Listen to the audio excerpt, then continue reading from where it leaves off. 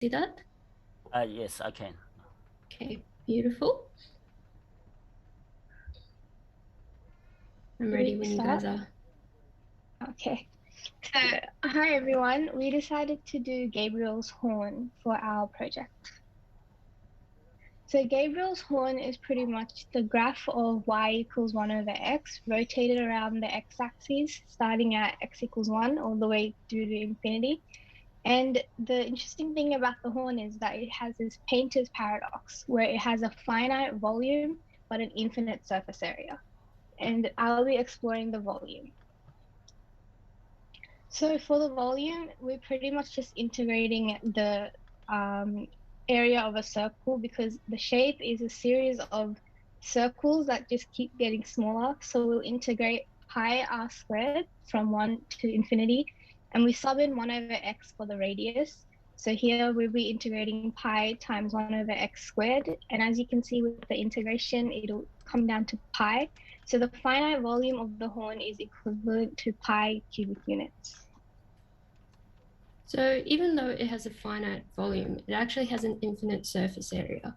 And we can calculate this by doing the circumference of a circle, which is just 2 pi r, and multiplying that by the arc length of the function. So if we take the derivative of f of x and sub that into the equation, we can actually see that no matter what the value of x is, because it will be squared, it will always be 1 plus some number.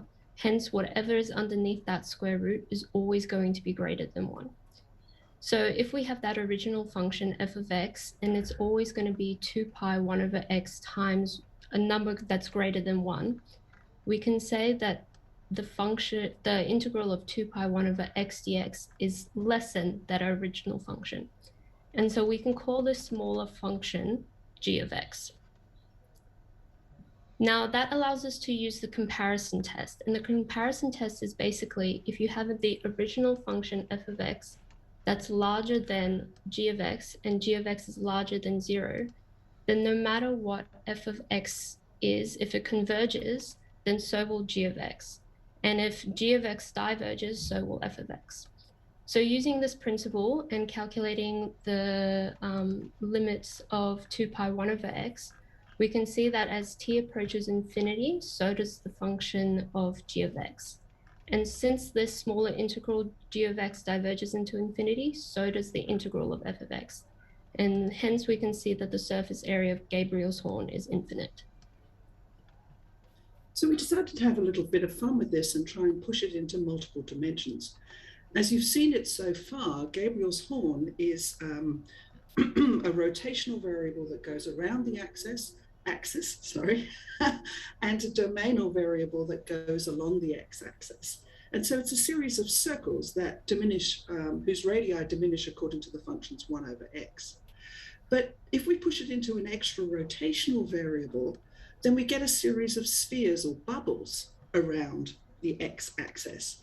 And this picture isn't exactly right because, of course, those bubbles are smushed right up against each other and they protrude into a fourth dimension. And so we see Gabriel's horn not in 3D, but in 4D. And we've increased it by one rotational variable, but what if we did more? We did k rotational variables. And what if we didn't do one domainal variable, but did m domainal variables, where k plus m is equal to n? And then we're in n plus 1 dimensional space, which is kind of exciting.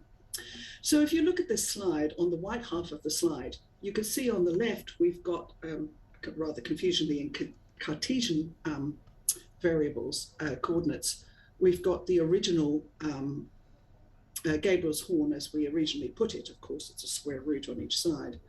And the f of x function is 1 over x to the p. And in actual fact, instead of p being just 1, it can range to just above a half to 1 itself. If we push into multiple dimensions, then we've got k rotational variables and m domainal variables. And if we've done the maths, and I can't explain the maths in 2 minutes, so you'll have to look at the paper. But if you keep p between these two limits, then in fact you get that wonderful paradox that we were talking about before, where the n plus 1 dimensional graph, for want of a better phrase, we'll still have that lovely finite volume and infinite surface area. So we still get that wonderful painter's paradox where you can fill the horn with paint, but apparently you can't paint the outside. Thank you. Okay, stop sharing.